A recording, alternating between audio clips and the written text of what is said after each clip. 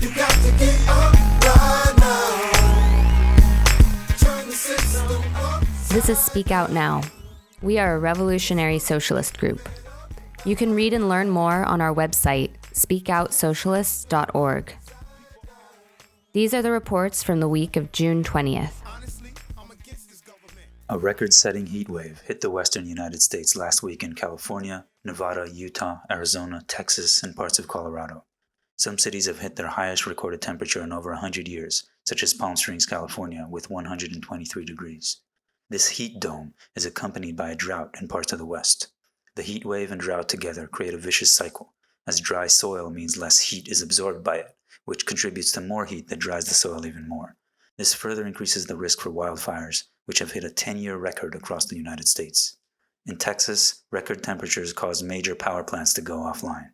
After the freezing winter storms in February caused rolling blackouts in the state, the precarious power grid is again on the verge of failure. The dual threats of hard winters and summers highlight just some of the dangerous effects of climate disruption. The excess of greenhouse gases in the atmosphere causes global heating, but that doesn't mean temperatures are always high. Around the world, summers are getting hotter and the land is getting drier, but we're also seeing extremely cold winters.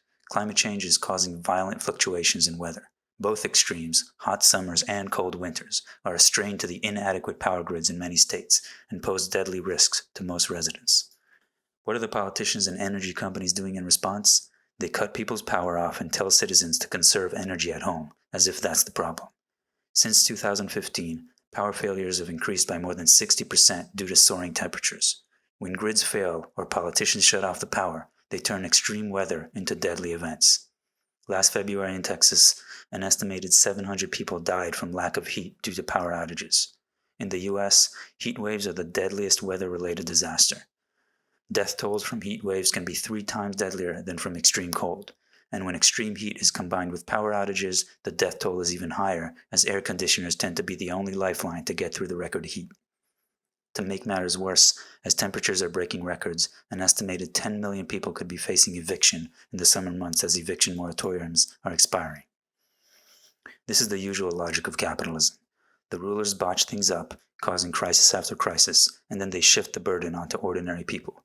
The rich can move around the world and protect themselves from the disasters they create. How long are we going to pay the price for their insane system? The conclusion is clear. We can't wait and hope for the capitalists and their politicians to fix this economy. For working people and the poor, the capitalist system is a death sentence. Pride is much more than a festival. Most importantly, it's a time to commemorate the LGBTQ+ community's resistance to police violence. The event that is often considered the spark of the gay rights movement was the Stonewall Uprising in 1969.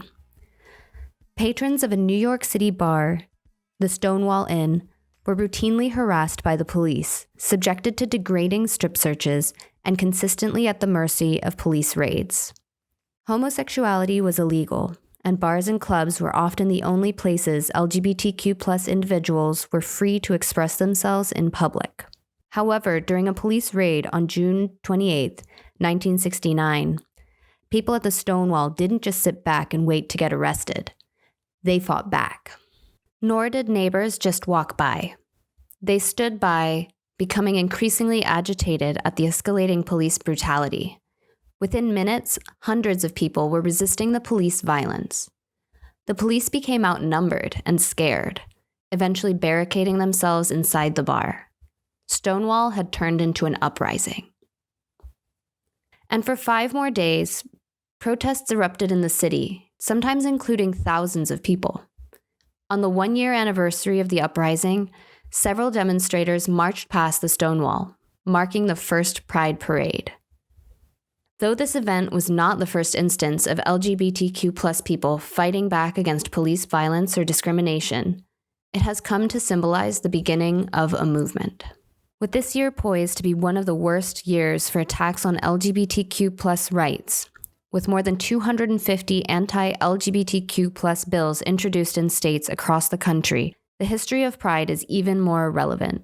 While corporations attempt to make Pride about consumerism, rainbow washing their ads and products, we need to make Pride about what it really is: people organizing and fighting for a better world. In 1969, the fight for LGBTQ+ liberation was built alongside people organizing for Black liberation, against sexism, inequality, and wars. Just as they did, today we also need to remember that our path forward will require a collective fight of everyone who refuses to bow their heads to the constant attacks of this oppressive society. Over a year has passed since the pandemic began ravaging the world, leaving almost 4 million people dead worldwide. And in this country, millions are still unemployed, and even more are struggling to pay back rent and could face eviction. And food pantry lines continue to grow along with encampments of the unhoused. Racist violence and police brutality still plague the country, while government officials continue to make empty gestures towards police reform, and corporations rebrand themselves as they try to erase the racist imagery they have promoted for decades. And meanwhile, the impacts of climate disruption grow all around us, with record heat waves, intensifying droughts, massive human displacement, and more. Pride doesn't have to be a time just to march in demonstrations. Pride can be a time to remember that only when regular people stand up and fight back do we see the kind of changes we need. We can see from the history of Pride what people organized together in their own interests can do. Making sure our resistance doesn't get co-opted by corporations looking to make a buck off our struggles is going to require an even bigger vision, one where we stand in solidarity together against a system that works to rob us all of our humanity and our livelihoods. Turn the system upside down. It's supposed to be June 15th marked the day when most states in the U.S. fully reopened their economies, lifting most COVID restrictions and easing mask mandates. Nearly the entire country will be open with few restrictions by the 4th of July. Many states mark their reopenings with celebrations, fireworks shows, special events at baseball stadiums, and more. But who's really celebrating? Corporations and the rich have a lot to celebrate. Fewer COVID restrictions means there are fewer obstacles in the way of their profit making, which is their only concern. For most working people, there's very little to celebrate. Over 9 million people are still officially unemployed. The real number is much higher. Last week, there were an additional 402,000 new unemployment claims filed, an increase of 37,000 from the previous week.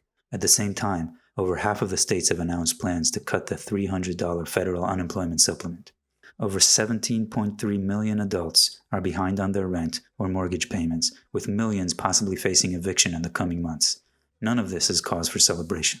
Still, only about 45% of the population has been fully vaccinated. The few restrictions that are left are practically useless. Now most states are using the so-called honor system for mask guidelines, asking people who have not been vaccinated to wear masks when in indoor public spaces, as if the public's health should be left up to individual decisions. And this is all happening while the super contagious Delta variant is spreading throughout the world and in the United States too. States and counties in the US with lower vaccination rates are now seeing their COVID infection rates increasing again. The World Health Organization issued a statement that with this new variant, they expect things to only get worse. As the economy reopens, it's understandable why many would want to breathe a sigh of relief and choose to think that this virus is behind us. But if this past year has taught us anything, it's that this system won't protect us and never takes the interests of working people into consideration. upside down. It's supposed to be fed up.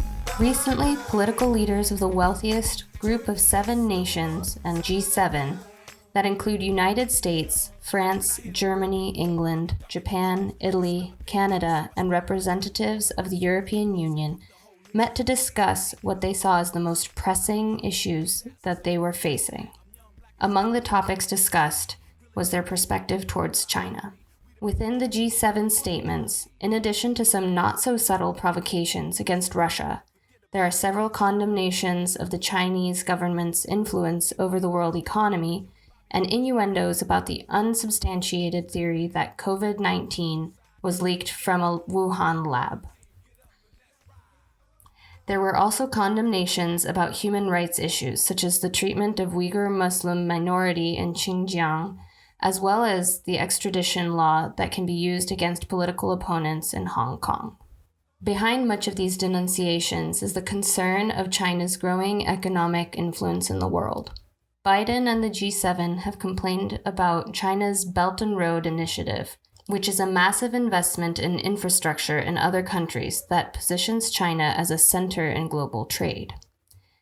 They argue that many of these infrastructure projects are traps to indebt other countries and make them beholden to China. To counter the Belt and Road Initiative, Biden and company are putting forward the $40 trillion Build Back Better World Partnership, B3W, investment project. China is essentially being accused of exactly what G7 countries have carried out over decades through institutions like the International Monetary Fund and World Bank. In light of this, how can we imagine that the Build Back Better World Partnership will somehow take a different course and actually be based on empowering poorer nations as they claim? China, along with all of the G7 countries, build up infrastructure in developing countries in order to suck them dry of their resources and leave them with massive debt, which allows them to profit from interest payments. Workers around the world are led to believe that their country is doing this, exploiting underdeveloped countries in the quote-unquote best way somehow, the quote-unquote proper way. There is no quote-unquote correct way to exploit these countries. All of them, including the USA and China, are hypocrites with respect to these denunciations. Let's not take the bait. This continued demonization of China is how they try to prepare us to accept greater conflict with China, and even possibly war, for their profits. The Biden administration is falling in line with previous administrations in its growing hostility towards China. We saw this hostility in the Obama administration's quote-unquote pivot to Asia, which highly militarized much of the Pacific and regions around China, and the Trump administration's instigation of a trade war as its habit of consistently referring to the coronavirus as the quote-unquote China virus. On questions of human rights, we should stand in solidarity with people in Xinjiang or Hong Kong who are fighting for basic rights. But to do so, should we look to the US government or any other G7 government to champion these causes? Should we look to the US, which incarcerates more people, both in total numbers and in proportion, than any other country? Should we look to Germany, which recently confessed to carrying out a genocidal campaign in Namibia? Should we look to France, which helped create the conditions for the Rwandan genocide? Should we look to Japan, which denies basic rights to countless migrant workers? Can we look to any of these hypocrites to champion the human rights for people in China? Absolutely not. For decades, the crisis that American workers have faced from deindustrialization and stagnant incomes have been blamed on countries like China. These hollow arguments have been repeated over and over by many politicians and even many leaders of American labor unions. But workers in China or anywhere else are not responsible for the precarious situation which we find ourselves in. The heads of the big corporations, banks, and politicians are responsible. Companies, whether from the US or elsewhere, have made huge profits by exploiting the low-wage workers in China and other countries. They have effectively used this tactic of pitting workers around the world against each other. We should not fall for their latest efforts to whip up American nationalism as they intensify their competition with China.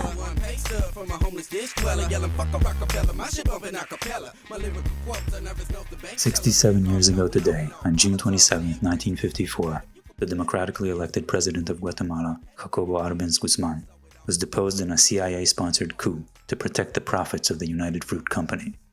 The horrifying consequences of this action continue to weigh heavily today. The population of Guatemala, and most particularly the Maya population, has suffered decades of brutal repression and war as a result of this coup. It stands as a lesson as to what the US government really means by saying it defends liberty and democracy for all. In the early 1900s, Guatemala had never known a democratic election, and Guatemalan presidents could all be depended on to defend the interests of one giant US-based landowner, the United Fruit Company. So widespread was the reach of this company that it was nicknamed the octopus, El Pulpo, throughout the Caribbean and Central and South America. President Jorge Ubico, a dictator who ruled Guatemala from 1931 to 44, was among the most devoted to United Fruit. By 1950, United Fruit was the largest landowner in Guatemala and had control over the main port to the Atlantic Ocean, Puerto Barrios, as well as the trains to get there. Ubico secured the company's interests and had nothing but contempt for the working population, which was overwhelmingly indigenous. He forced Guatemala's huge population of landless Maya people to work on government projects instead of paying taxes. He made all Indians carry passbooks and used vagrancy laws to compel them to work for the big landowners. Ubico also had a habit of jailing his opponents and stifling all opposition. The U.S. government never cared so long as U.S. investment in the country continued to be profitable.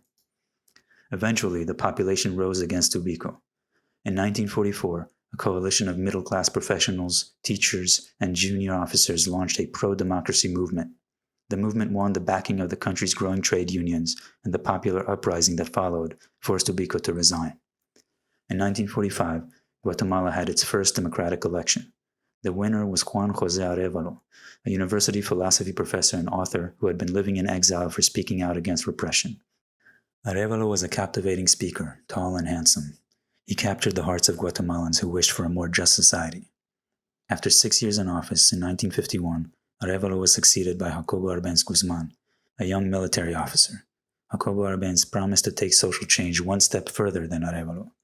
Guatemala had tremendously fertile soil, but 2% of the landholders owned 72% of the arable land, and only a tiny part of these holdings was under cultivation. Arbenz proposed to carry out land reform and distribute lands that were not under cultivation to landless peasants, and further Guatemala's independence by creating a country with a literate middle class. Far from radical, Arbenz was outspokenly anti-communist. This land reform confiscated only property that was larger than 600 acres and not in cultivation. The confiscated lands were to be divided up among the landless. In addition, the owners were to receive compensation based on the land's assessed tax value, and they were to be paid with 25-year government bonds. The peasants were to receive low-interest loans from the government to buy their plots of land. But the confiscated lands represented half of the private land in the country, and more importantly, they included the vast unused holdings of the United Fruit Company, which owned some 600,000 acres, most of which lay fallow. Arbenz even offered $1.2 million as compensation to United Fruit, a figure based on the tax value that United Fruit's own accountants had declared before the land reform was passed. United Fruit and the U.S. State Department demanded $16 million. When Arbenz refused, Secretary of State John Foster Dulles and CIA Director Allen Dulles convinced President Eisenhower that Arbenz had to be removed from office. The Dulles brothers were far from neutral in this. They were both former partners of United Fruit's main law firm in Washington. On their advice, Eisenhower authorized the CIA to organize Operation Success, a plan for the armed overthrow of Arbenz. The agency selected Guatemalan Colonel Carlos Castillo Armas to lead the coup. It financed and trained Castillo's rebels in a nearby dictatorship, Somoza's Nicaragua, and it backed up the invasion with CIA-piloted planes. Castillo Armas's military arrested more than 9,000 Guatemalan supporters of Arbenz during and after the coup. Of course, Washington recognized the new government immediately and rewarded Armas with piles of foreign aid. That foreign aid to Guatemala continues to this day. Castillo outlawed more than 500 trade unions and returned more than 1.5 million acres to United Fruit and the country's other big landowners. For the next 4 decades, Guatemala's people suffered from government terror without equal in the modern history of Latin America. As the population fought to defend its land, the government engaged in mass killings, torture, and a reign of terror until the mid-1990s. Let this be a lesson to those of us who are confused by the U.S. government's insistence that it defends freedom and democracy. The only freedoms that the U.S. government has ever shown any interest in around the world is the freedom of U.S. corporations to extract profits from the world's peoples and lands, and to use terror in the form of bombs and guns against those who have opposed them. Witness Iraq, the lie of weapons of mass destruction followed by regime change, supposedly to bring freedom and democracy to the Iraqi people, while in fact allowing for a feeding frenzy of profiteering in an oil-rich country.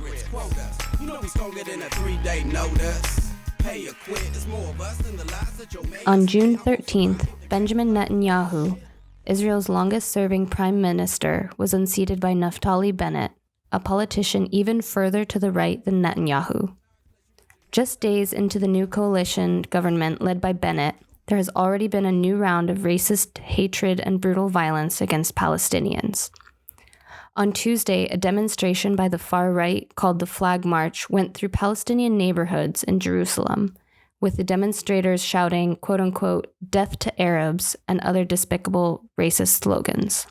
Bennett himself has a long history of similarly violent, racist actions. Bennett formerly served in an elite unit of the Israeli Defense Forces. He remarked that he's, quote-unquote, killed lots of Arabs in his life, but, quote-unquote, there's no problem with that.